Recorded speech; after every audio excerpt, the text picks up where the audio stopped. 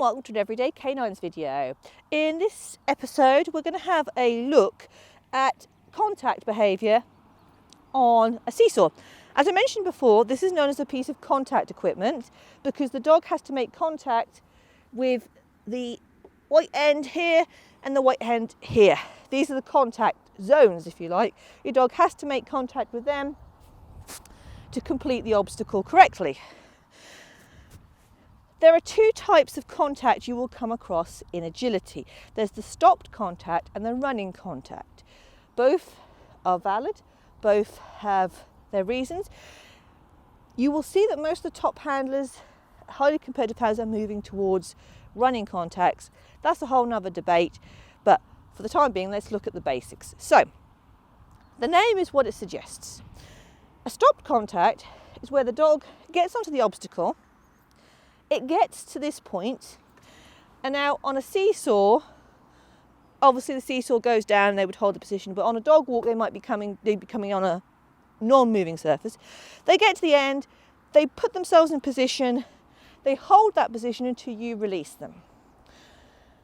A running contact is, if you like, a self-released contact. There is no stop. So on a dog walk, the dog would come down this plank, this would be the down plank of the dog walk, and they'd carry on. With a running contact, the idea is to train your dogs so they definitely still hit the contact zone, but they run through it. It is meant to be, it mustn't be a leap, it's a run through. That's why it's called a running contact. The seesaw is the one piece of contact equipment where you do actually always have to have a stopped contact. Now people will say to me, well, I don't have a running, but you actually do have a stopped contact. And this was something that someone raised with me not so long ago, and I realised that I had made an error on this as well. What do I mean? Okay, a true running contact means that the dog runs the entire length of the obstacle in a flowing motion and then leaves the obstacle to go wherever they need to go next. A stopped, obviously there is a pause.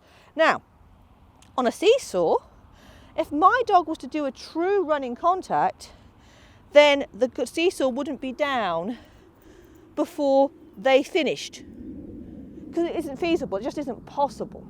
So the dog actually has to stop. Even if they're doing what we technically call a running contact, they actually do have to stop themselves, because otherwise they just simply couldn't complete it properly. And I can show you this with Sparrow. So if I show you this, Sparrow, but you will see, even though she's a running contact, she still has to pause. So give her a bit of a run up.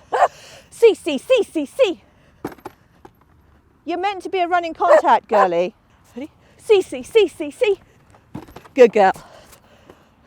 So what happened is, though she self-released, I didn't ask her, good girl, I didn't ask her to stop when she did the contact and then release her. So she self-released, she still had to stop. She had to pause, because if she didn't pause, she just couldn't possibly do the seesaw correctly. You will notice she also weight shifted, as we talked in an earlier video. Her weight went back, she bowed here, she did everything herself. So that is a seesaw running contact, but it isn't a running contact you would see on a dog walk or an A-frame. Break.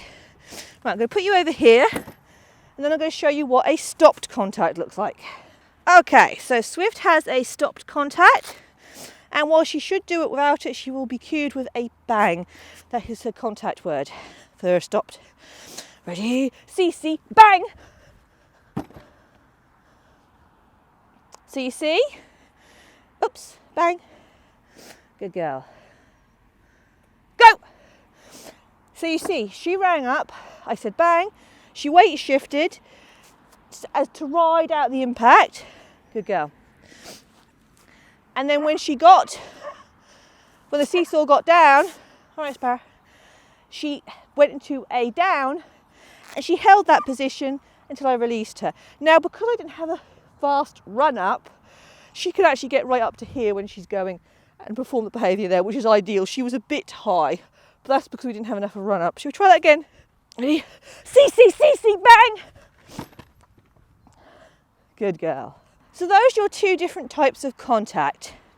Now, eventually with Swift, I'm in competition, I will be saying bang, and the second this hits the floor, I'll be saying go, Can you see how much confidence we've had to work? We've worked on the confidence of this dog. There's no way she would have done this a year ago like that. But now we've worked so much on her confidence that just getting on the seesaw and just, it tips, I don't care. You are such a good girl. But yeah, so in competition, because I want to obviously speed up that exit, I will be, are you happy there? I will be giving a quick release. Or potentially I will just say CC, and if I don't say bang, I will expect her to weight shift, let it ride down, then go. So that's a little bit of a training progress for us. So it'll ultimately be a bit more like Sparrow's contact. But certainly to begin with, it's important to teach your dog that positioning, because that's how they learn to complete the seesaw in a safe manner that's also comfortable for them. So I hope that makes sense. I know I haven't gone into the training in depth about what to do. We'll cover that in another video, but I hope that makes sense about your contacts and the difference between a running, or shall we say a self-released contact, and a stopped contact. Good girl. Hope you enjoyed this video, and if you have, you might like to subscribe to the YouTube channel. You can also check us out on Facebook and Instagram, and I hope to see you all again very, very soon.